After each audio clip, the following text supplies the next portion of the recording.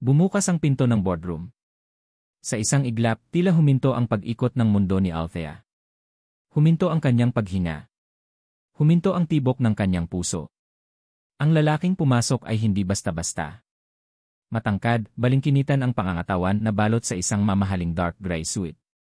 Bawat hakbang niya ay may bigat, may otoridad. Kilalang-kilala ni Althea ang tindig na yon, ang paraan ng paglakad na tila pag-aari niya ang buong paligid. At ang mukha. Diyos ko, ang mukha. Mas naging matalas ang mga linya nito sa paglipas ng mga taon. Ang panga ay mas tumigas, ang mga mata ay may dalang lamig na hindi niya pa nakikita dati. Pero sa ilalim ng lahat ng iyon, naroon pa rin siya. Si Miguel de Villa. Ang dahilan ng lahat. Ang dahilan kung bakit siya tumakbo. Ang dahilan kung bakit siya nasaktan. Ang dahilan kung bakit siya nagsumikap. At ang dahilan kung bakit may isang maliit na anghel sa buhay niya ngayon na hindi nito kilala. 5 taon. 5 taon niyang sinubukan na ibaon sa limot ang pangalang iyan. 5 taon siyang umiwas sa anumang balita tungkol sa De Villa Corporation. 5 taon siyang bumuo ng panibagong buhay, isang pader na akala niya ay sapat ng tibay para protektahan ang kanyang puso. Ngunit sa isang kisap mata, gumuho ang lahat. Nandito siya. Sa iisang silid. Humihinga ng parehong hangin. At ngayon, ang mga mata nila ay nagtagpo. Kaninang umaga lang, puno ng determinasyon si Althea habang nakatitig sa kanyang refleksyon sa salamin. Ang babaeng nakikita niya ngayon ay malayo na sa dating Althea. Ang kanyang buhok ay maayos na nakatali sa isang business bond. Ang kanyang suot na navy blue corporate dress ay sumisigaw ng kapangyarihan at kumpiyansa. Hinaplos niya ang kanyang dibdib, pinapakalma ang sarili. Kaya mo to, Althea, bulong niya sa sarili. Hindi ka na ang dating mahinang babae. Isa ka ng ina. Isa ka ng siye. Isang ngiti ang sumilay sa kanyang mga labi nang maalala ang kanyang inspirasyon. Ang kanyang lakas. Para kay Leo. Ang pangalan ng kanyang 5 taong gulang na anak ang nagsilbing gasolina sa kanyang nag-aalab na determinasyon. Para sa kinabukasan ni Leo, gagawin niya ang lahat. Kahit pa ang ibig sabihin yon ay ang pagharap sa mga anino ng kanyang nakaraan. Pagtapak niya sa lobby ng De Villa Corporation, naramdaman niya ang pamilyar na kaba. Ngunit hindi na ito ang kaba ng isang simpleng sekretarya. Ito ang kaba ng isang reyna na babawiin ang kanyang trono. Bawat pasilyo na kanyang dinaanan ay may dalang alaala, ngunit pilit niya itong isinasantabi. Trabaho lang, Althea. Trabaho lang. Pagpasok niya sa boardroom, lahat ng miyembro ng board of directors ay napatingin sa kanya. May pagtataka sa kanilang mga mata. Marahil ay hindi nila inaasahan na ang bagong CEO ng kanilang pinakabagong branch ay isang babae na mukhang mas bata kaysa sa kanila. Hindi nagpaapekto si Althea. Good morning, gentlemen, bati niya, ang kanyang boses ay kalmado at malinaw. I am Alde Reyes, the new CEO for De Villa Prime Holdings. Inilabas niya ang kanyang laptop at sinimulan ang kanyang presentasyon. Bawat salita niya ay may bigat. Bawat slide na kanyang ipinakita ay naglalaman ng masusing pananaliksik at isang matalinong plano para sa hinaharap ng kumpanya. Nakita niya ang unti-unting pagbabago sa ekspresyon ng mga board members. Mula sa pagdududa, napalitan ito ng paghanga. Nasa kalagitnaan siya ng kanyang talumpati, ipinapaliwanag ang kanyang 5-year expansion plan nang bumukas ang pinto. At doon, nagsimulang gumuho ang mundong maingat niyang binuo. Ang pagpasok ni Miguel ay nagdulot ng biglaang katahimikan sa buong silid. Lahat ay napatayo bilang paggalang. El de Villa, bati ng isa sa mga miyembro. Pero ang mga mata ni Miguel ay hindi nakatingin sa kanila. Ang mga mata niya ay nakapako sa babaeng nakatayo sa harapan. Kay Althea. Nakita ni Althea ang bahagyang panlalaki ng mga mata nito. Isang kislap ng pagkabigla ng hindi paniniwala. Pagkatapos ay mabilis itong nawala, napalitan ng isang malamig at hindi mababakas na ekspresyon. Parang 100 taon ang lumipas sa ilang segundong pagtititigan nila. Bawat alaala, ang mga ninakaw na halik sa opisina, ang mga pangarap na sabay nilang binuo, ang sakit ng pag-alis, ay sabay-sabay na bumalik sa isipan ni Althea. Naramdaman niya ang panginginig ng kanyang mga kamay sa ilalim ng mesa. Pilit niyang nilunok ang bara sa kanyang lalamunan at tinapos ang kanyang presentasyon, kahit na ang boses niya ay tila nanggagaling sa malayo. And that concludes my initial proposal. Thank you. Nagpalakpakan ang mga board members, ngunit para kay Althea, ang tunog ay malabo at walang saysay. Ang tanging naririnig niya ay ang malakas na kabog ng kanyang dibdib. Ang tanging nakikita niya ay ang lalaking nakaupo sa dulo ng mesa, ang hari ng imperyong ito, ang hari ng kanyang masalimuot na nakaraan. Isa-isang nagpaalam ang mga miyembro ng board, kinakamayan siya at binabati sa kanyang magandang presentasyon. Ngumiti lang si Althea, isang peking ngiti na hindi umabot sa kanyang mga mata. Hanggang sa silang dalawa na lang ang natira. Siya. At si Miguel. Ang katahimikan ay nakakabingi. Mas mabigat pa kaysa sa kahit anong sigaw o sumbat. Tumayo si Miguel. Dahan-dahan siyang lumakad palapit, bawat yabag ay tila isang martilyo na pumupukpok sa puso ni Althea. Huminto siya sa tapat ng mesa, ilang talampakan lang ang layo sa kanya. Pinagmasdan siya nito mula ulo hanggang paa. Walang emosyon. Walang mababakas na kahit anong damdamin. Para siyang isang estranghero. Isang na sinusuri ang isang bagong empleyado. Nang sa wakas ay nagsalita ito, ang boses niya ay kasing lamig ng yelo. Isang boses na puno ng kapangyarihan at walang bahid ng anumang nakaraan. Welcome aboard, na Reyes. Huminto ito saglit, tila dinidiinan ang bawat salita. LA office. Now. Nagsara ang pinto ng boardroom, at sa wakas ay pinakawalan ni Miguel ang hiningang kanina pa niya pinipigilan. Isang hininga na may kasamang bigat. Isang hininga na may bahid ng galit, pagkalito, at isang pamilyar na kirot na akala niya ay matagal nang nawala. Althea. Althea Reyes. Ang pangalan ay umalingaw sa loob ng kanyang isipan na parang isang multo. Isang multo mula sa nakaraang binuo niya ng 5 taon para kalimutan. Naglakad siya pabalik sa kanyang opisina, ang bawat hakbang ay kontrolado at matatag. Sa labas, siya pa rin si Miguel de Villa, ang walang kinatatakutang CA. Ngunit sa loob, isang digmaan ang nagaganap. Paano? Paano siya nakabalik? At bakit ngayon pa? Pagpasok niya sa kanyang malawak na opisina, hindi siya umupo. Dumiretso siya sa bintanang salamin na tanaw ang buong Bonifacio Global City.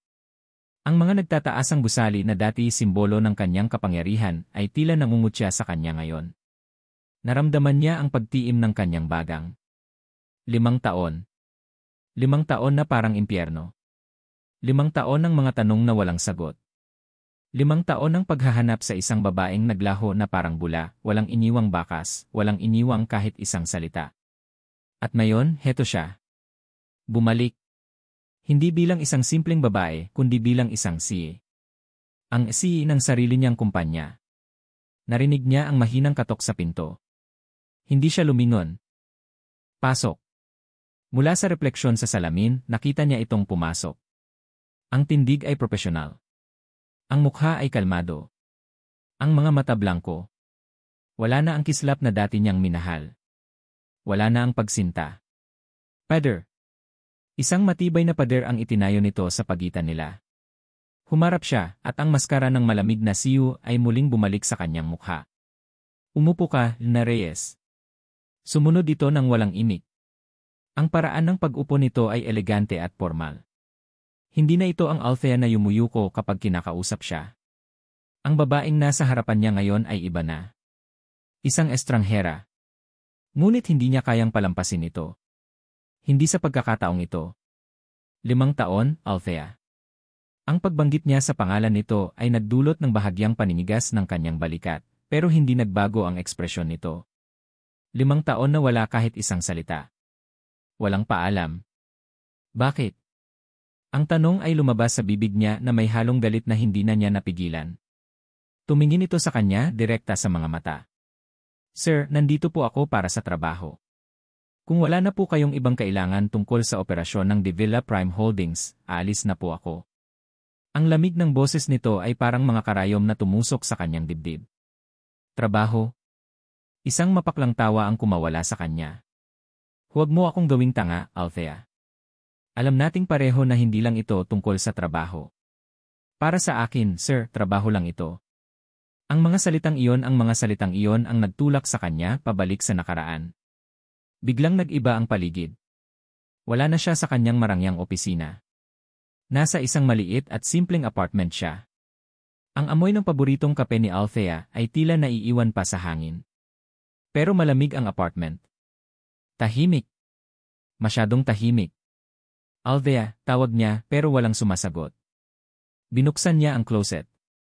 Kalahati ng mga damit ay wala na. Ang mga paboritong libro nito sa tabi ng kama, wala na rin. Ang mumurahing picture frame na may litrato nilang dalawa, nakataob sa ibabaw ng mesa.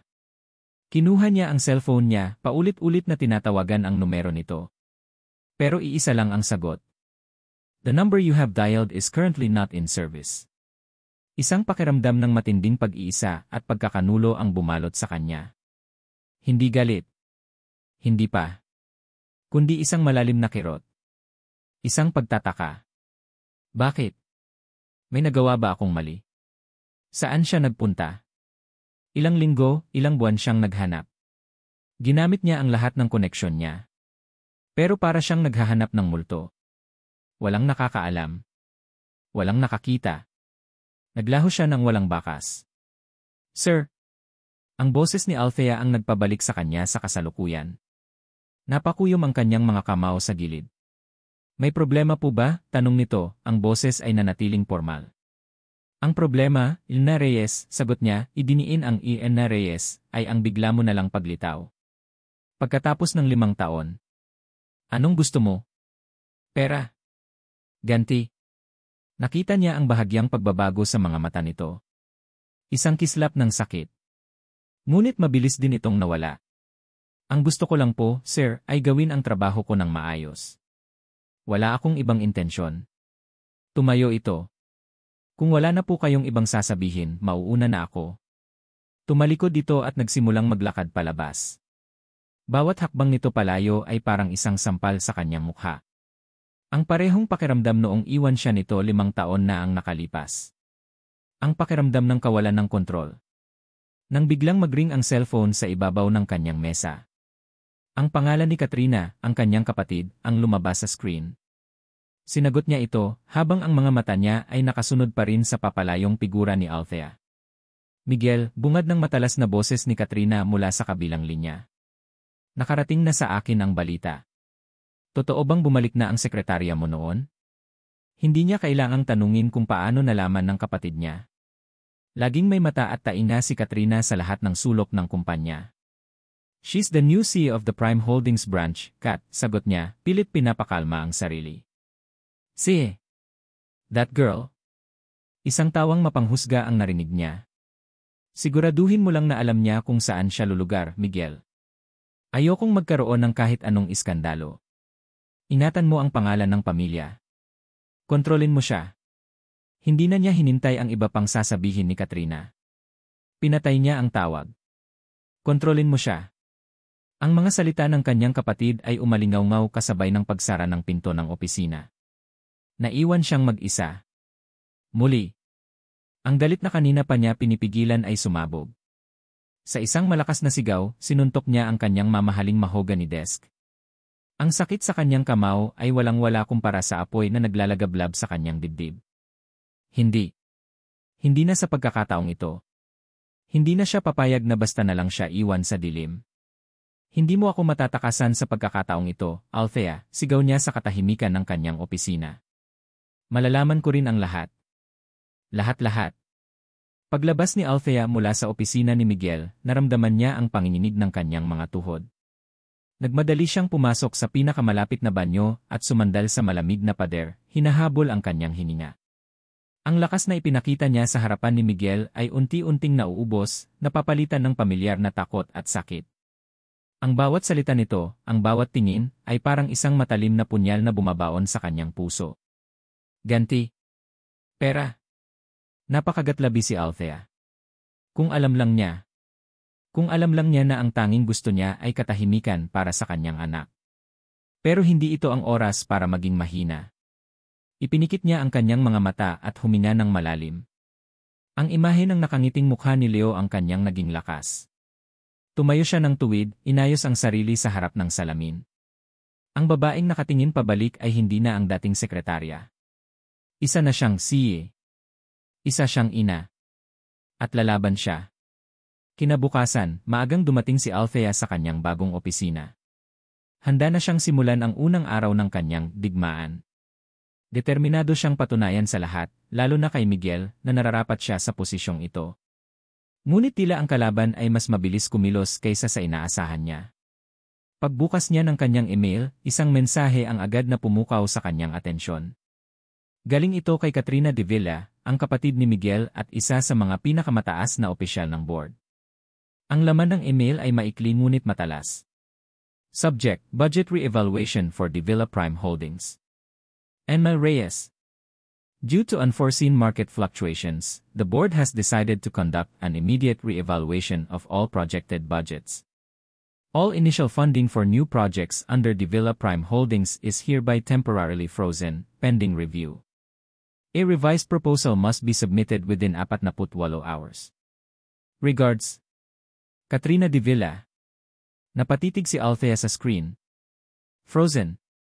Lahat ng pondo ay naka-freeze. Ito ay isang direktang atake. Walang unforeseen market fluctuations. Ito ay isang power play. Isang malinaw na mensahe mula kay Katrina, hindi ka namin gusto rito. Isang alon ng frustration ang bumalot sa kanya. Hindi pa man siya nagsisimula, sinusubukan na siyang patumbahin. Ngunit sa halip na panghinaan ng loob, isang apoy ang nag-alab sa kanyang dibdib. Hindi siya susuko. Hindi ganun kadali. Buong araw, halos hindi na tumayo si Althea mula sa kanyang upuan. Kinausap niya ang kanyang small, newly formed team. Nag-research siya ng mga bagong data. Gumawa siya ng mga bagong kalkulasyon. Kailangan niyang makahanap ng paraan para maipagpatuloy ang kanyang plano kahit na may bawas sa budget. Ang araw ay naging gabi. Ang kanyang mga staff ay isa-isa nang nagpaalam. Ngunit si Althea ay nanatili, nakatutok sa liwanag ng kanyang laptop. Nang biglang bumukas ang pinto ng kanyang opisina. Napatingala siya, handa nang sabihin na umuwi na ang huling staff niya, ngunit natigilan siya. Nakatayo sa may pinto si Miguel. Nakatayo lang ito roon, nakasandal sa hamba ng pinto, ang mga braso ay nakakrus sa dibdib. Nakasuot na lamang ito ng puting long-sleeved shirt na nakatupi hanggang siko. Tila kalalabas lang nito mula sa isang mahabang meeting. Hindi ka pa ba uwi, na Reyes? Tanong nito. Ang boses ay hindi na kasing lamig ng kahapon, ngunit mayroon pa ring distansya. May tinatapos lang po, sir, sagot ni Althea, ibinalik ang tingin sa kanyang laptop. Ayaw niyang ipakita rito na apektado siya sa ginawa ng kapatid nito. Ang budget, sabi ni Miguel na parang nabasa ang kanyang isip. Pumasok ito sa loob at umupo sa silyang nasa tapat ng kanyang mesa. Nakita ko ang email ni Katrina. Hindi sumagot si Althea. Patuloy lang siya sa pag-type. She can be aggressive, pag-amin ni Miguel. Lalo na kung sa tingin niya ay may banta sa pamilya. Biglang huminto sa pag-type si Althea. Hindi ako banta, sir. Nandito ako para magtrabaho. Isang katahimikan ang namagitan sa kanila. Ang tanging maririnig ay ang mahinang tunog ng aircon at ang pag-type ni Althea sa keyboard. Ngunit ramdam niya ang mga mata ni Miguel na nakatitig sa kanya, sinusuri ang bawat galaw niya. Nang biglang mag-vibrate ang kanyang cellphone sa ibabaw ng mesa. Napatigil si Althea. Sa screen, nakita niya ang pangalan ng yaya ni Leo. Ang puso niya ay biglang kumabog ng mabilis. Gabi na. Bakit tumatawag ang yaya? May nangyari ba kay Leo? Nataranta siya. Ang kanyang unang instinct ay sagutin ito. Ngunit nandoon si Miguel nakatingin. Bago pa niya ito masagot, nagsalita si Miguel. Hindi mo ba sasagutin yan? Sa kanyang pagmamadali, imbes na pindutin ang i-answer, napindot niya ang power button. Ang screen ay umilaw, ipinapakita ang kanyang wallpaper bago ito tuluyang namatay. Isang litrato. Isang litrato ng isang batang lalaki na may malaking ngiti, nakaupo sa kanyang balikat. Isang litratong puno ng pagmamahal. Ang litrato ni Leo. Mabilis pa sa 4:00 niyang itinabingi ang telepono at itinago ito sa ilalim ng mga papel. Ngunit huli na ang lahat. Nakita niya ang bahagyang pagkunot ng noo ni Miguel. Nakita niya ang pagdududa sa mga mata nito. Anak mo? Ang tanong ay simple, ngunit para kay Althea, ito ay parang isang bombang sasabog anumang oras. Kinailangan niyang gamitin ang lahat ng kanyang lakas para maging kalmado. Personal na bagay po iyon, sir, sagot niya, umiiwas ng tingin. Ngunit hindi nagpatinag si Miguel. Tumayo ito at lumapit sa kanyang mesa, ang mga mata ay tila sinusubukang basahin ang kanyang kaluluwa. May tinatago ka ba, Ina Reyes? Ang tanong ay binitawan nito ng dahan-dahan na may bigat. Napalunok si Althea. Ang puso niya ay tila gustong kumawala sa kanyang dibdib. Ang pader na kanyang itinatayo ay unti-unting nagkakabita. Nahuli siya. At ito pa lang ang simula. May mga bagay na kahit anong pilit mong ibaon sa limot, kusa pa ring bumabalik. Para kay Althea, ang Bonifacio Global City ay isang malaking ball ng mga alaalang iyon. At ngayon, nakakulong siya sa loob ng isang mamahaling sasakyan, kasama ang lalaking nagmamay-ari ng halos lahat ng alaalang iyon. The site for the proposed lifestyle complex is just along 32 ni Street, sabi ni Miguel, na siyang nagmamaneho. Ang boses niya ay purong negosyo, walang bahid ng anumang personal na damdamin. I want your first-hand assessment of the location's potential. Understood, sir, sagot ni Althea, ang tingin ay nakapako sa labas ng bintana. Isang kasinungalingan. Wala siyang naiintindihan. Hindi niya maintindihan kung bakit sa lahat ng tao sa kumpanya, kailangan silang dalawa ang magkasama para sa simpleng site visit na ito. Ito ba ay isa na namang paraan para subukan siya? O para pahirapan siya? Ang bawat pag-ikot ng gulong ng sasakyan sa pamilyar na mga kalsada ng ESC ay parang pag-ikot ng isang kutsilyo sa kanyang dibdib. Dito sila madalas magkita noon, palihim, pagkatapos ng trabaho. Dito niya unang naramdaman na posible palang magmahal ng isang taong kasing layo ng mga bituin. Habang binabagtas nila ang isang pamilyar na daan, hindi napigilan ni Althea na mapatingin sa isang maliit na Italian restaurant sa kanto. Ang mga ilaw nito ay kasing init pa rin ng dati. Ang mga halaman sa labas ay mas yumabong na. Pero sa isip niya, bumalik siya sa isang gabing malamig 5 taon na ang nakalipas. Ang sarap ng wine, sabi niya, habang nakangiting nakatingin kay Miguel sa ilalim ng malabong ilaw ng kandila. Ngumiti pabalik si Miguel, isang ngiting bihira niyang ipakita sa opisina. Isang ngiting para sa kanya lang. Inabot nito ang kanyang kamay sa ibabaw ng mesa. Mas masarap ka, sagot nito, na nagpadala ng kilig sa buong katawan ni Althea. Miguel naman, saway niya, kahit na ang puso niya ay sumasayaw sa tuwa. Hinigpitan ni Miguel ang hawak sa kanyang kamay. Ang mga mata nito ay seryoso, puno ng isang pangako na pinanghawakan niya ng buong puso. Balang araw, Althea, bulong nito. Hindi na natin kailangang magtago sa ganitong lugar. Balang araw, ipagsisigawan ko sa buong mundo kung gaano kita kamahal. Pangako. Isang butil ng luha ang nagbadyang pumatak mula sa mata ni Althea. Mabilis niya itong pinunasan bago pa man ito makita ni Miguel. Pangako. Isa sa maraming napakong pangako. Are you okay, Ma Reyes? Ang boses ni Miguel ang gumising sa kanya mula sa masakit na alaala.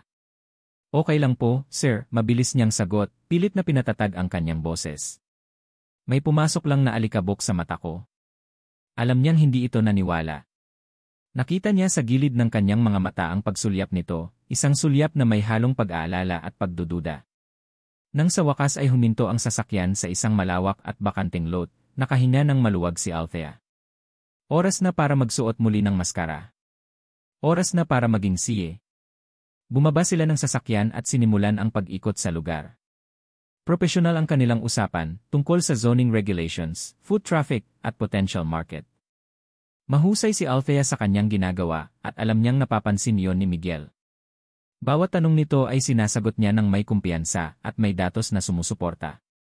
Nasa gitna sila ng isang talakayan tungkol sa architectural design nang biglang huminto si Miguel at tumingin sa isang malaking puno ng akasya sa gilid ng lot. Naaalala mo pa ba? Biglang tanong ni Miguel, ang boses ay mas mahina na ngayon, mas personal. Napakunot ang noo ni Althea. Ang alin po, sir?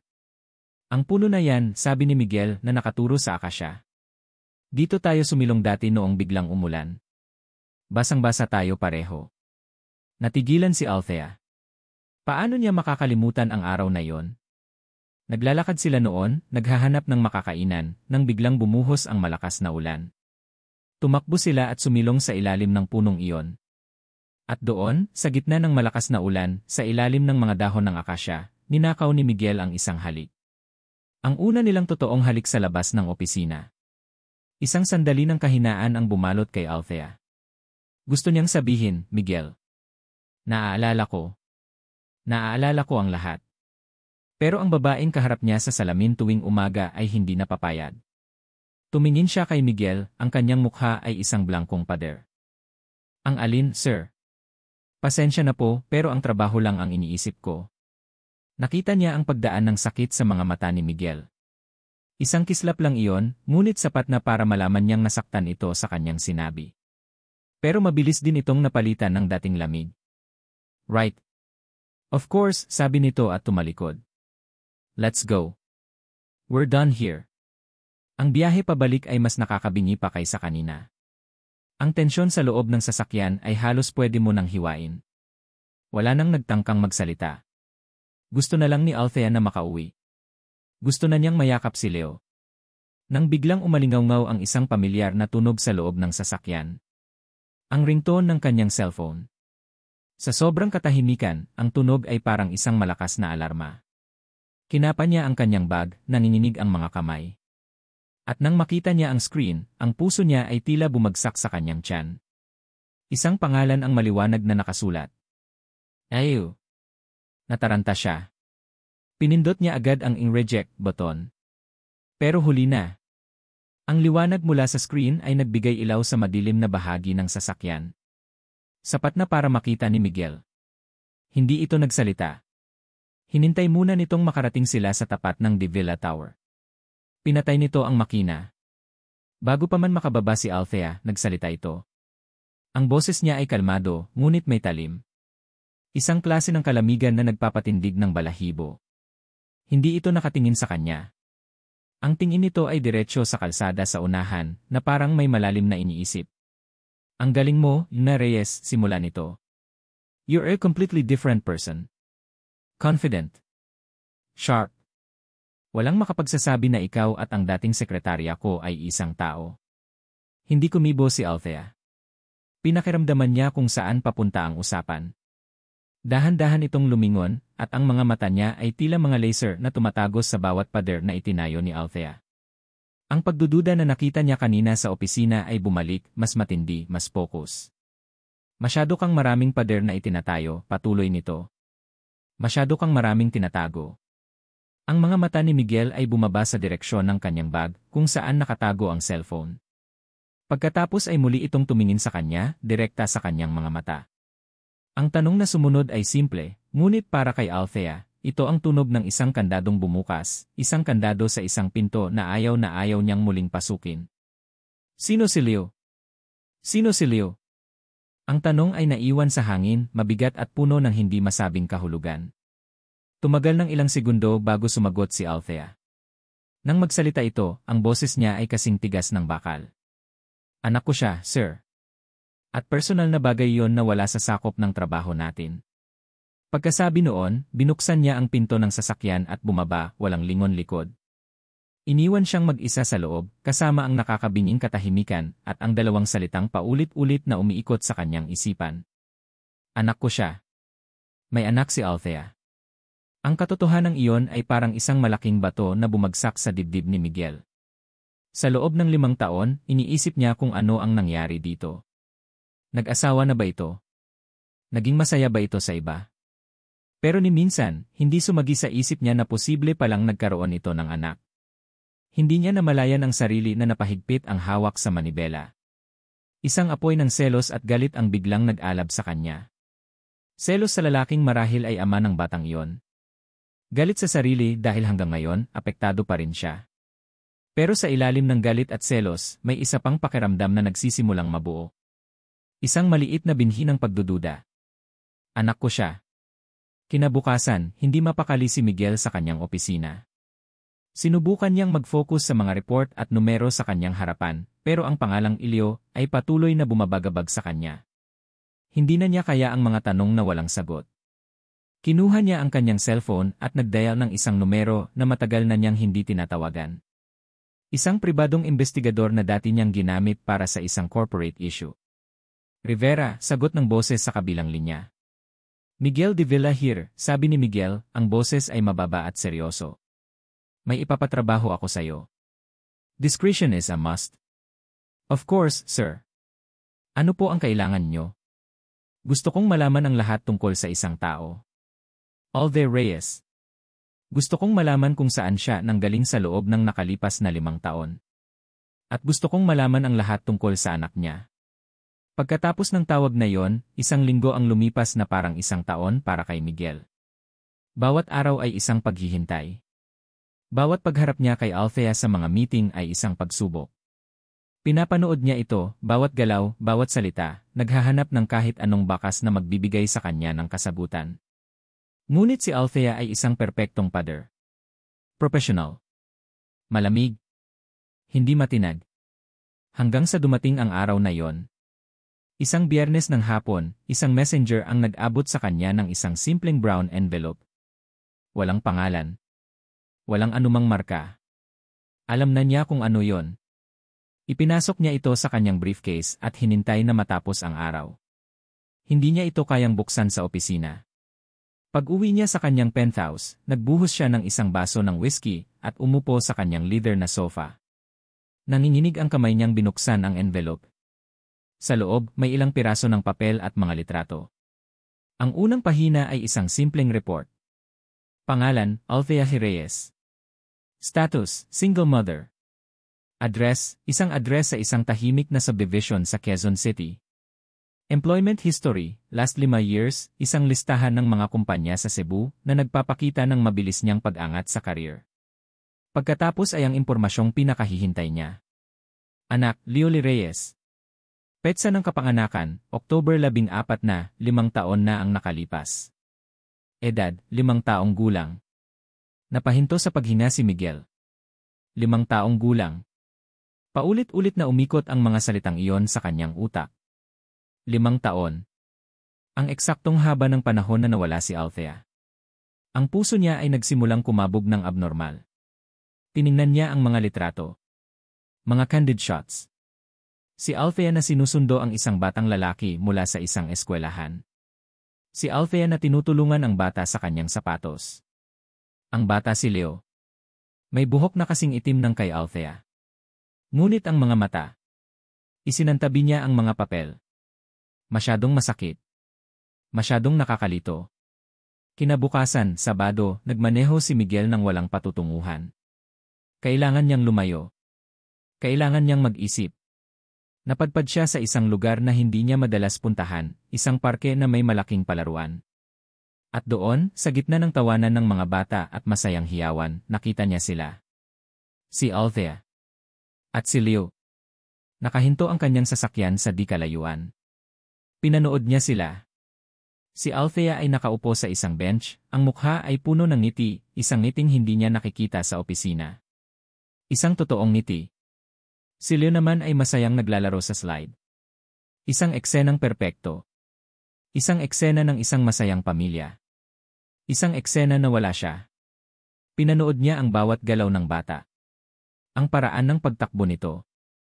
Ang paraan ng pagtawa nito. May isang pamilyar na pakiramdam na bumalot sa kanya, isang pakiramdam na hindi niya maintindihan. Nang biglang nadulas ang bata sa damuhan. Mabilis na tumakbo si Althea para tulungan ito. Hindi naman ito nasaktan. Sa halip tumawa ito ng malakas. Isang malinis at masayang halakhak na umabot hanggang sa kinaroroonan ni Miguel. At nang tumawa ito, nakita niya. Sa kanang pisngi ng bata, lumabas ito. Maliit, ngunit malinaw. Isang dimple. Isang lumang dimple na eksaktong katulad ng sa kanya. Isang dimple na minana niya mula sa kanyang ama. Isang dimple na tatak ng mga devila. Ang mundo ni Miguel ay biglang huminto. Ang ingay ng parke ay nawala. Ang tanging nakikita niya ay ang dimple sa pisngi ng batang iyon. Ang dugo ay tila umalis sa kanyang mukha. Naramdaman niya ang panlalamig ng kanyang mga kamay na nakahawak sa manibela. Sinubukan niyang mag-isip. Sinubukan niyang ikonekta ang lahat. 5 taon siyang nawala. Bulong niya sa sarili, ang boses ay nanginginig. 5 taong gulang ang bata. Tumingin siyang muli sa masayang mag-ina, at pagkatapos ay sa sarili niyang refleksyon sa rearview mirror. Hinaplos niya ang sarili niyang pisngi kung saan naroon ang dimple. Ang katotohanan ay isang malakas na sampal sa kanyang mukha. Isang katotohanang imposible, ngunit hindi maikakaila. Napahawak siya sa kanyang dibdib, nahihirapang huminga. Ang pagdududa na dati isang maliit na binhi lamang ay biglang sumibol at naging isang dambuhalang puno na yumuyugyog sa buong pagkatao niya. Ang mga piraso ng puzzle, ang biglaang pag-alis ni Althea, ang eksaktong bilang ng taon, ang mga mata ng bata, at ngayon, ang hindi maikakailang dimple, ay nag-ugnay-ugnay sa kanyang isipan. Bumubuo ng isang larawan na parehong nakakatakot at hindi ka panipaniwala. Ang hangin sa loob ng kanyang sasakyan ay tila naubos. Paulit-ulit, binabalikan ng kanyang isipan ang huling mga linggo nila ni Althea bago ito naglaho. Ang mga gabing magkasama sila. Ang mga pangako.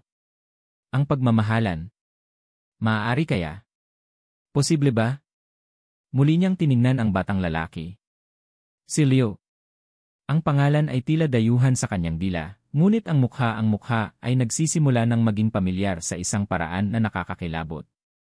Isang malamig na pawis ang tumulo sa kanyang noo. Ang kamay na nakahawak sa manibela ay nanginginig na. Ang dating galit at selos ay napalitan ng isang mas malalim at mas komplikadong emosyon, isang halo ng takot, pag-asa, at matinding pagnanais na malaman ang katotohanan. Sa loob ng kanyang sasakyan, habang pinapanood ang mag-inang pinakamasaya sa mundo, si Miguel de Villa, ang makapangyarihang ang tagapagmana ng isang imperyo, ay naramdaman ang sarili na pinakamahina at pinakawalang alam. Ibinulong niya sa katahimikan ng kanyang sasakyan, ang mga salita ay halos hindi marinig, puno ng pag-aalinlangan at takot. Hindi. Hindi maaari eh. Ngunit sa kaibuturan ng kanyang puso, alam niyang kailangan niyang malaman. At gagawin niya ang lahat, kahit ano pa ang maging resulta, para matuklasan ang katotohanan sa likod ng batang nagngangalang Leo. Ang gabi ay tila may dalang kakaibang tensyon para kay Althea. Isang taunang corporate gala ang idinaos ng De Villa Corporation, at bilang bagong ng Prime Holdings, kailangan niyang dumalo. Alam niyang ito ay isa na namang pagkakataon para subukan siya ni Katrina. Okay ka lang ba dyan, ma'am? Tanong ni Yaya Faye, ang yaya ni Leo, habang inaayos ang kanyang buhok. Pinilit ngumiti si Althea. Ayos lang, Yaya Faye. Medyo may kabalang. Makakaya mo yan, ma'am. Isa kang mandirigma. Kung hindi ka lang sana sumama sa party na yan, di ba? Sa dami ng nagiging sakit ngayon. Napakagatlabi si Althea. Gusto rin niyang manatili sa bahay kasama si Leo. Pero ang pagtanggi sa imbitasyon ay magiging senyales ng kahinaan, at iyon ang ayaw niyang ipakita kay Katrina. Pagdating niya sa ballroom, agad niyang naramdaman ang bigat ng mga tingin. Karamihan ay pagtataka. Ang ilan ay pagdududa. Alam niyang kumalat na ang balita tungkol sa pag-freeze ng budget ng kanyang branch.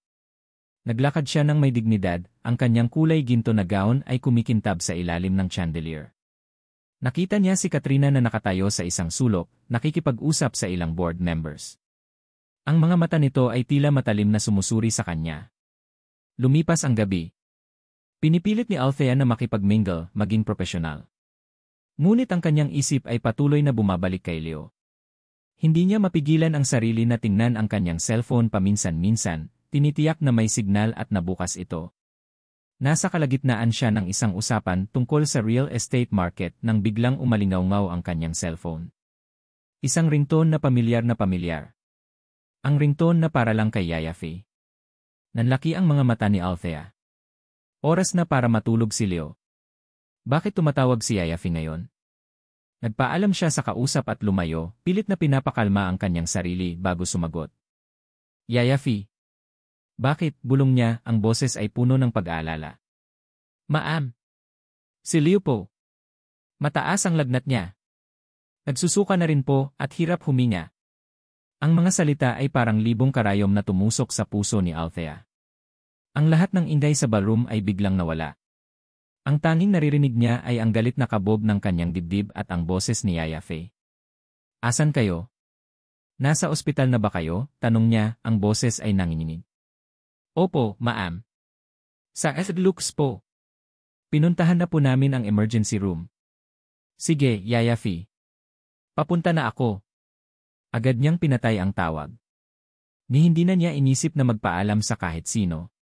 Tumakbo siya palabas ng ballroom, ang kanyang eleganteng gown ay tila nagiging hadlang sa bawat hakbang. Kailangan niyang makapunta kay Leo. Ngayon na. Sumakay siya sa unang taxi na nakita niya. Sa Lux emergency room, bilisan niyo po, kuya. Sa buong biyahe, puro dasal ang nasa isipan ni Althea. Huwag po, Diyos ko. Huwag po ang anak ko. Huwag po si Leo. Pagdating niya sa ospital, halos takbuhin niya ang pasilyo patungo sa emergency room. Nakita niya si Yaya Fi na nakaupo sa labas, umiiyak. Yaya Fi! Anong nangyari? Si Leo. Stable na po, ma'am, sagot ni Yaya Fi, pinunasan ang luha. Pero kailangan po daw siyang obserbahan. May viral infection po daw. Lumabas ang doktor at kinausap si Althea. Nagtanong ito tungkol sa medical history ni Leo, pati na rin sa family history.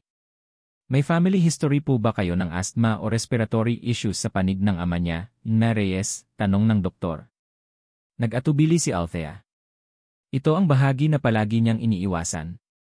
Ang bahagi na mahirap ipaliwanag.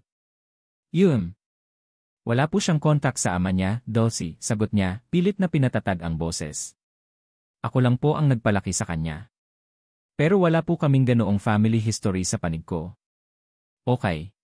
Kailangan lang namin malaman para sa mas tumpak na diagnosis, sabi ng doktor at umalis. Huminto si Althea. Huminga siya ng malalim. Sa wakas, nagawa niyang huminga ng maluwag. Ligtas na si Leo. Iyon ang pinakamahalaga. Naglakad siya patungo sa salaming bintana ng silid ni Leo, pinapanood ang kanyang anak na mahimbing na natutulog, ang kanyang maliit na katawan ay nagpapahinga na. Isang ngiti ang sumilay sa kanyang mga labi. Ang kanyang mahal na anak. Ang tanging dahilan kung bakit siya bumangon sa bawat umaga. Pero habang nakatitig siya sa kanyang anak, isang anino ang biglang sumulpot sa kanyang peripheral vision. Napatindig ang kanyang balahibo. Nagkaroon ng kakaibang bigat sa hangin. Dahan-dahan siyang lumingon. At doon, nakatayo sa isang sulok ng pasilyo, malapit sa kanyang kinatatayuan, ay si Miguel de Villa. Ang mga mata nito ay nakatitig sa kanya. At sa mga mata nito, nakita niya ang lahat, ang galit, ang sakit, at isang matinding pagdududa na ngayon ay tila nagkaroon na ng kasagutan. Paano? Paano ito nakarating dito? Sinundan ba siya nito? Ang huling bagay na kailangan ni Althea ngayon ay ang pagharap dito, lalo na sa ganitong lugar. Lalo na ngayong alam na niya na. Si Miguel ay lumapit. Ang bawat hakbang niya ay parang pagbilang ng oras bago tuluyang sumabog ang bomba. Ang kanyang mukha ay blanko, ngunit ang mga mata nito ay nagliliyab. Nang sa wakas ay makaharap siya nito, ang boses nito ay kalmado, halos bulong. Ngunit ang bawat salita ay parang kidlat na tumama sa kanyang dibdib.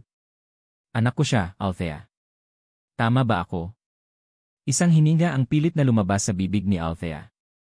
Nanginginig ang kanyang buong katawan. Sabihin mo sa akin ang totoo. Ang mga mata ni Miguel ay matalim na tumitig sa kanya, naghahanap ng kasagutan. Anak ko si Leo.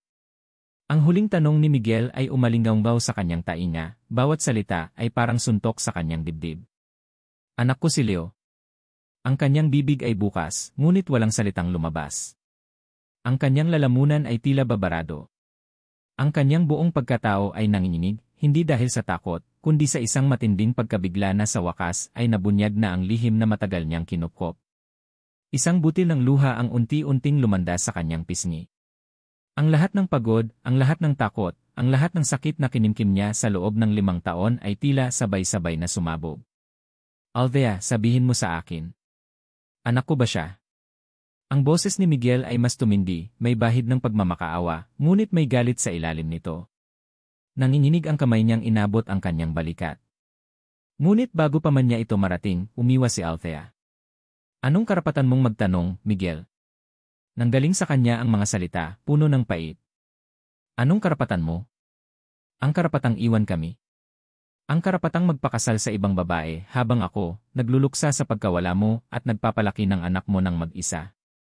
Ang huling mga salita ay lumabas na parang sigaw at ilang pasyente at nurse ang napatingin sa kanila. Hindi na niya inalintana. Ang sakit na nararamdaman niya ay mas matindi pa sa hiya. Biglang nanlamig ang ekspresyon ni Miguel. Ang pagmamakaawa sa mga mata nito ay napalitan ng isang matinding galit. Kaya ka pala nawala, bulong nito, puno ng pagkabigla. Kaya mo ako niloko. 5 taon. 5 taon mo akong pinaniwala na naglaho ka na lang. 5 taon akong naghahanap ng sagot at heto pala. May anak tayo. At itinago mo sa akin. Pinagtago ko sa'yo. Si Althea naman ang biglang napasigaw. Miguel, paano ko sasabihin? Paano ko sasabihin sa lalaking kasal na? Paano ko ipipilit sa iyo ang isang anak na galing sa isang sekretarya na kailanman ay hindi mo naman ipinaglaban? Ha? Sabihin mo. Bumagsak ang kanyang mga balikat. Ang mga luha ay patuloy na bumabaha sa kanyang mukha. Hindi ko alam ang gagawin ko noon, Miguel. Natakot ako. Hindi ko alam kung tatanggapin mo ba. Kung mapapahiya ka ba sa pamilya mo. Kung magiging kabit pa rin ba ako habang daladala ang anak mo.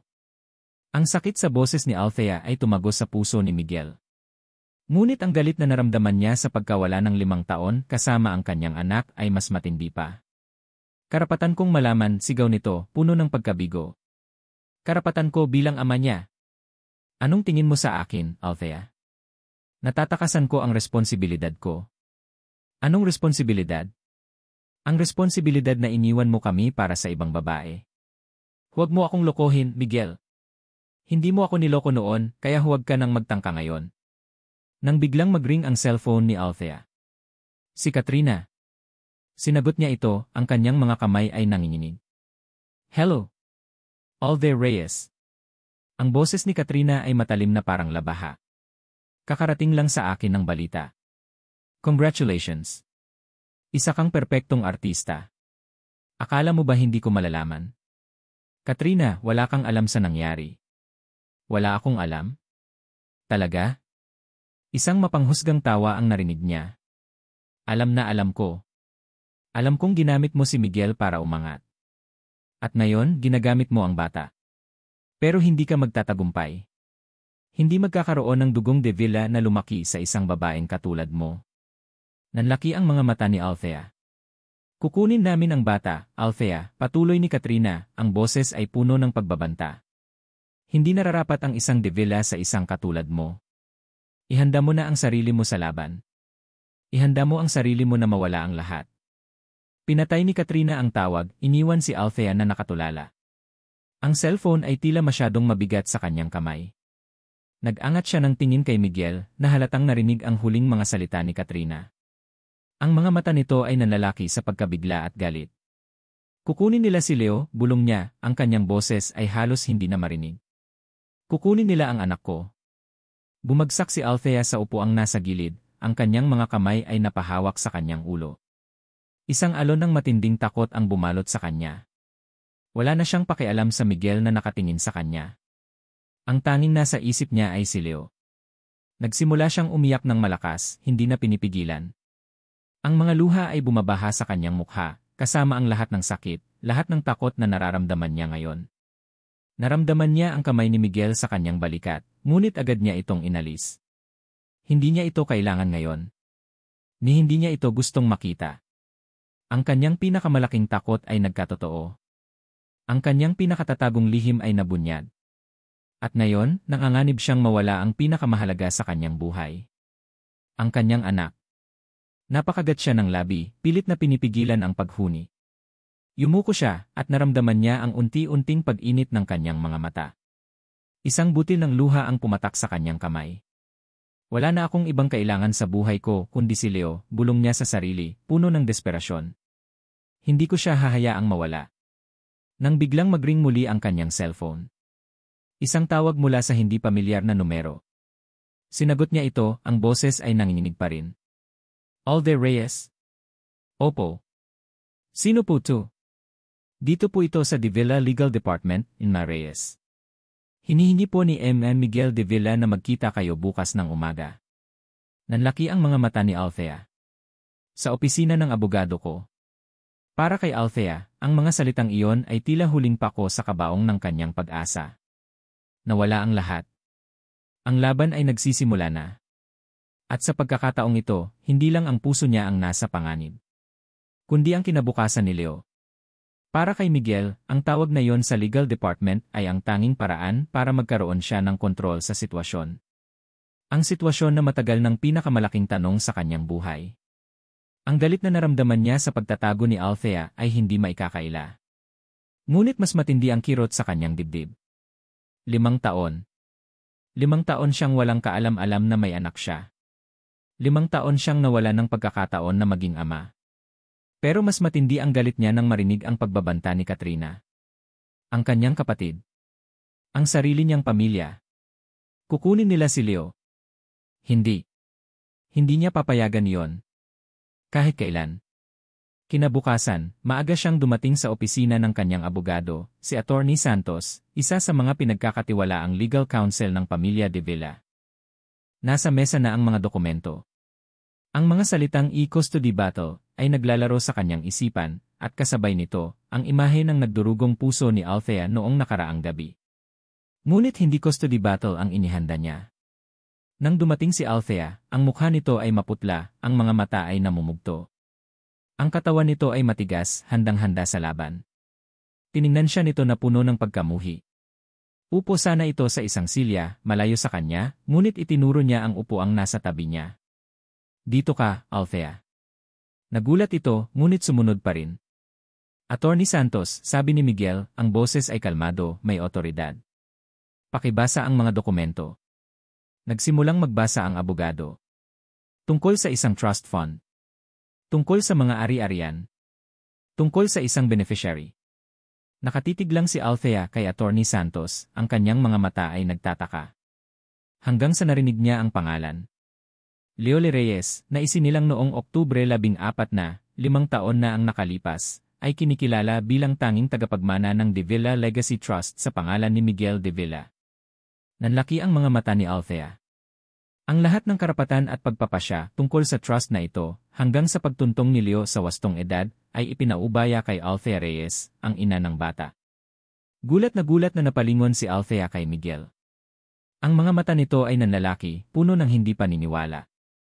Ito ba ay testamento? Tanong nito, ang boses ay halos hindi marinig. Di lang testamento, Althea, sagot ni Miguel, direkta ang tingin sa kanya. Ito ay pagkilala. At proteksyon. Proteksyon. Ano nang ni? Ang buong legal na departamento ng De Villa Corporation ay ipapanig ko sa inyo ni Leo, sabi ni Miguel, idiniin ang bawat salita. Walang sinuman ang makakakuha sa kanya. Kahit si Katrina. Kahit ang pamilya ko. Niyaya niya si Althea sa isang private meeting room. Nag-iisa sila roon. Hindi ito para makuha kita pabalik, Althea, sabi niya habang nakatayo sa tapat nito. Ito ay para ituwid ang lahat ng pagkakamali ko. Alam kong hindi ko na maibabalik ang 5 taon. Pero sisiguraduhin kong hindi na kayo muling masasaktan ng dahil sa akin. Hindi nakakibo si Althea. Ang pagod at galit sa kanyang mukha ay unti-unting napalitan ng pagkabigla at pag-aalinlangan. Nang tanghali, isang emergency meeting ang ipinatawag ni Miguel sa kanyang tahanan. Ang buong pamilya De Villa, kasama ang kanyang mga magulang at si Katrina, ay nandoon. Ang kanilang malawak na dining table ay tila isang battlefield. Miguel, ano nang ibig sabihin ng balitang ito? Sigaw ni Katrina. Totoo ba na may anak ka sa babaeng yon? Tumingin si Miguel sa kanyang kapatid, ang mga mata ay malamig na parang yelo. Katotoo. Nagulantang ang lahat. Ang kanyang ina ay napahawak sa bibig, ang kanyang ama ay napasandal sa upuan. Paano nangyari yan? Tanong ng kanyang ina, puno ng pagkabigla. Miguel, paano mo nagawa ito sa amin? Wala kayong alam, sabi ni Miguel, ang boses ay matigas. Wala kayong alam sa lahat ng nangyari. Nag-aalab ang mga mata ni Katrina. Ginamit ka niya, Miguel. Nakita mo naman, bumalik lang siya ngayon dahil nagtagumpay ka na. Gusto niya lang ang kayamanan natin. Tama na, Katrina, sigaw ni Miguel na ngayon lang nagtaas ng boses sa kanyang kapatid. Si Leo ang anak ko. Si Althea ang ina ng anak ko. Pananagutan ko sila. Napatayo si Katrina at sa isang mabilis na galaw, sinampal niya si Miguel sa mukha. Malakas ang tunog ng sampal sa buong silid. Sinira mo ang pangalan ng pamilya, sigaw ni Katrina, ang kanyang boses ay puno ng galit at pagkabigo. Sinira mo ang lahat ng pinaghirapan natin. Para sa isang hamak na babae at sa kanyang anak sa labas. Hindi kumibo si Miguel. Hinayaan niya lang ang sakit ng sampal. Kung iyan ang tingin mo, sabi ni Miguel, ang boses ay kalmado, ngunit may matinding determinasyon. Kung ganyan ang tingin niyo sa akin, handa akong talikuran ang lahat. Ang pangalan. Ang yaman. Ang posisyon. Nagulantang ang lahat sa sinabi niya. Hindi ko hahayaang saktan niyo ang mag-ina ko, patuloy ni Miguel. Hindi ko hahayaang mawala si Leo sa akin. Hindi na muli. Tiningnan niya ang kanyang ama na nanatiling tahimik. Kung kailangan kong umalis sa kumpanya, gagawin ko. Kung kailangan kong kalimutan ang pangalan ko, gagawin ko. Basta, alam kong ligtas ang anak ko. Nanghina ang katawan ni Katrina at napaupo ito sa silya, nanginginig. Alam niya na seryoso si Miguel. Alam niyang kayang gawin nito ang banta. Matapos ang maalab na pagpupulong, lumabas si Miguel sa bahay, naramdaman ang bigat ng desisyon na kanyang ginawa. May mga bagay na hindi nabibili ng pera o posisyon. At ang anak niya. At ang babaeng mahal niya. Iyon ang mga bagay na mas mahalaga. Kinabukasan, pumunta siya sa bahay ni Althea. Kausapin niya ito ng sarilinan. Nandoon pa rin ang galit pero may bahid na rin ng pag-asa. Nang makaharap niya ito, diretsong tiningnan niya ito sa mata. Hindi ito para makuha kita pabalik, Althea, sabi niya, ang boses ay taos puso. Ito ay para ituwid ang lahat ng pagkakamali ko. Ang mga salita ni Miguel ay umalinggaw sa hangin, nag-iwan ng isang kakaibang pakiramdam sa puso ni Althea. Hindi ito para makuha kita pabalik, Althea.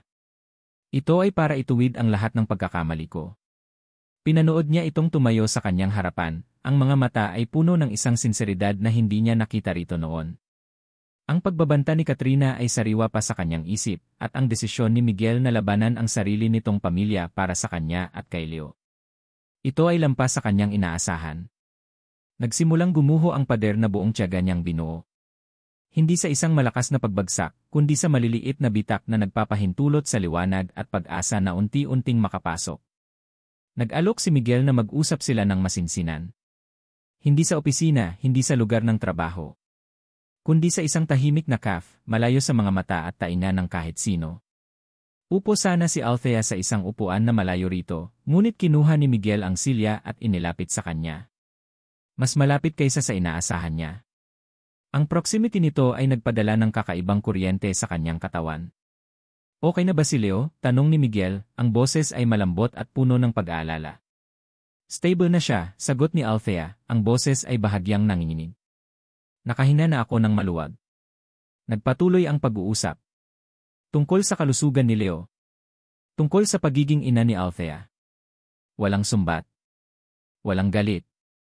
Ngayon lang, ramdam niya na tinitignan siya ni Miguel hindi bilang isang traidor, kundi bilang isang kapwa magulang. Ngunit may isang tanong na matagal nang bumabagabag kay Althea. Isang tanong na laging nakabaon sa kaibuturan ng kanyang puso. Kinailangan niyang magtipon ng lahat ng kanyang lakas para itanong ito. Miguel. Simula niya, ang kanyang boses ay halos hindi marinig. Ang babae sa Italia. Minahal mo ba siya? Napatigil si Miguel. Ang mga mata nito ay nagpakita ng sakit, pagkabigla at isang matinding pag-aalinlangan. Huminga siya ng malalim.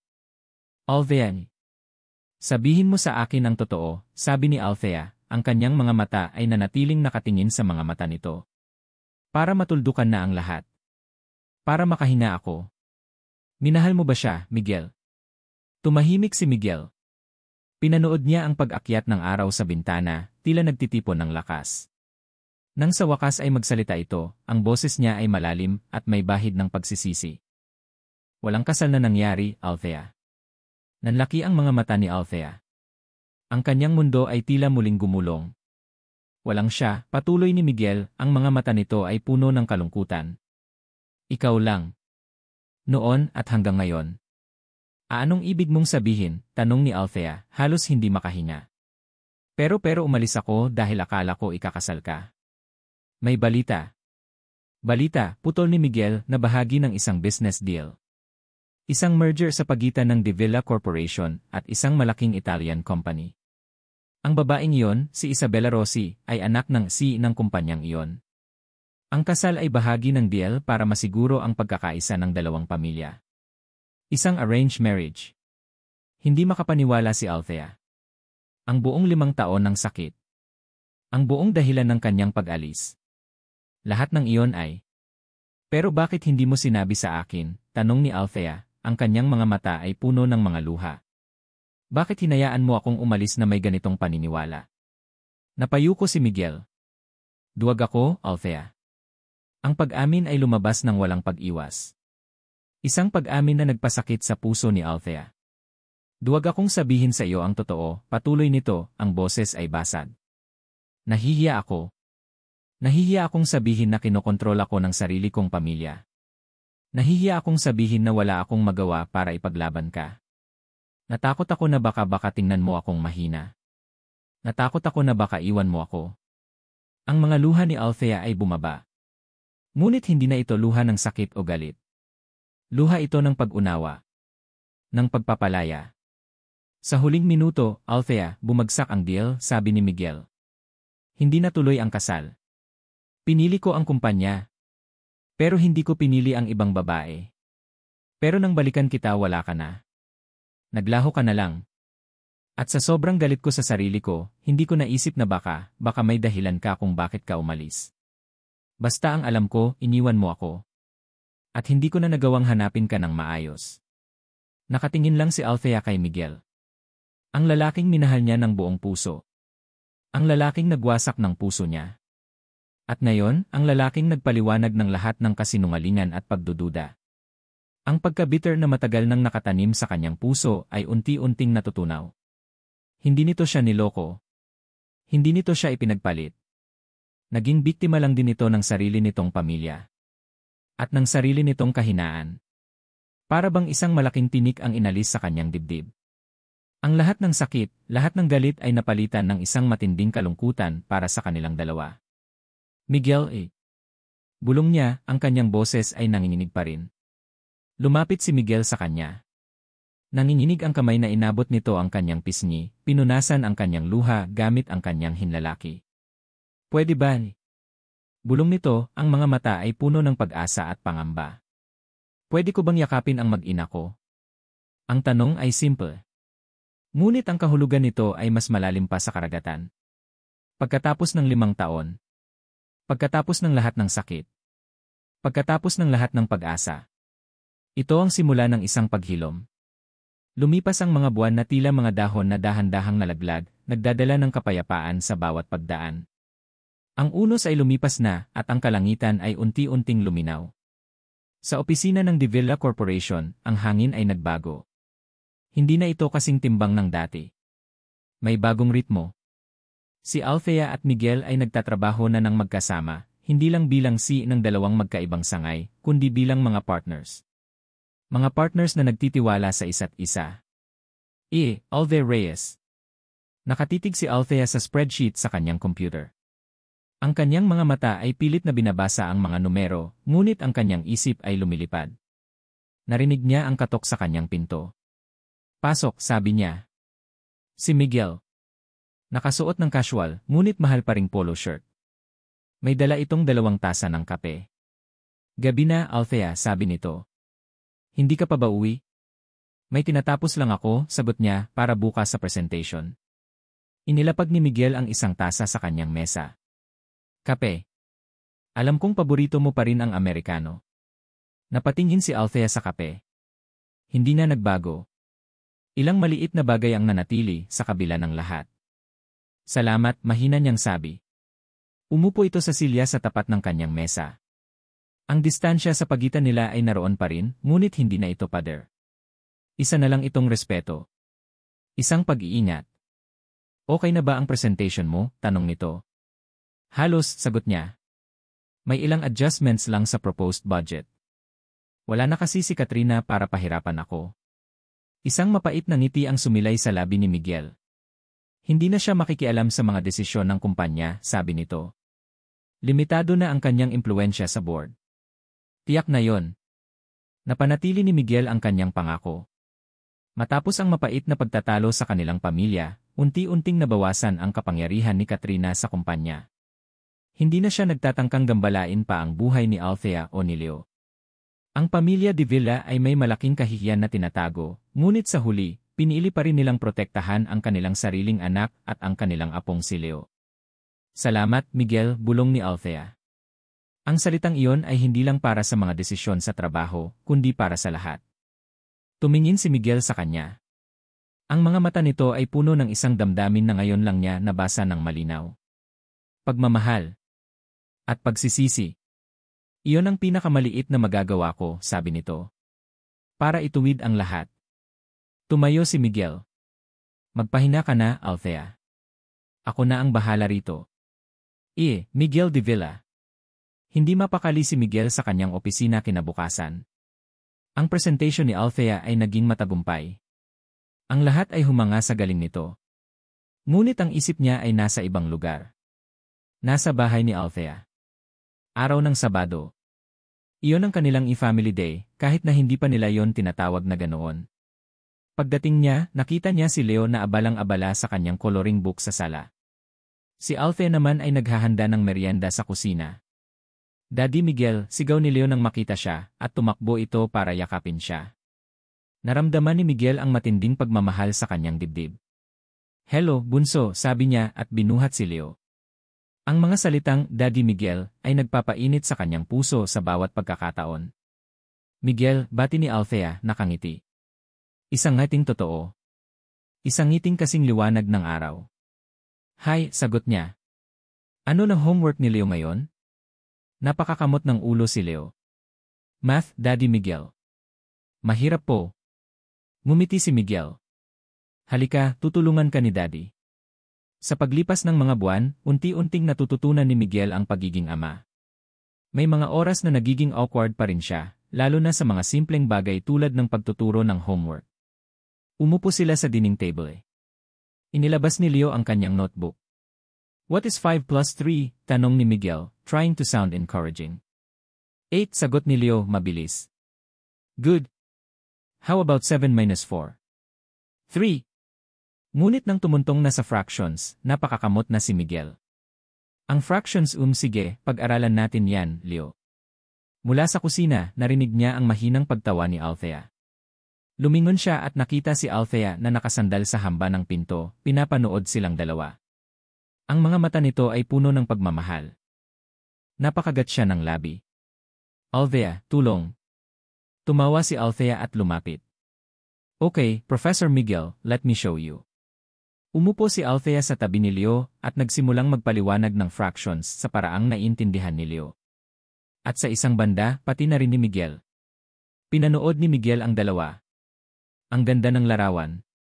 Ang inday ng tawa ni Leo. Ang kalmadong boses ni Althea.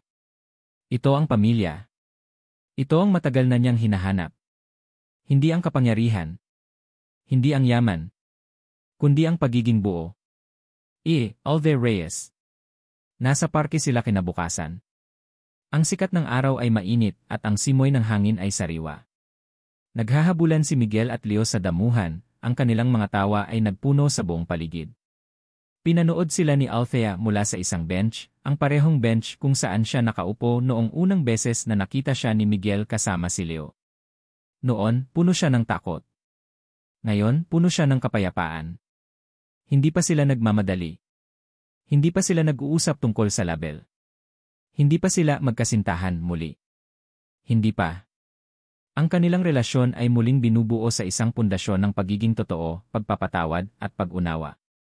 Nakatayo si Miguel sa tapat niya, nakahinga ng malalim. Si Leo ay abala sa isang ice cream sa tabi. Althea. Simula ni Miguel. Ang boses niya ay malalim at seryoso. Hindi ko na maibabalik ang nakaraan. Hindi ko na mabubura ang sakit na dinanas mo. Pero handa na akong magsimula ulit. Inabot ni Miguel ang kanyang kamay. Hindi sa pilit. Hindi sa pagmamayari. Kundi sa pag-asa. Kung handa ka na rin. Pinagmasdan ni Althea ang kamay nito. Ang kamay na dati nagdulot ng sakit. Ngunit ngayon, ang kamay na nagligtas sa kanya.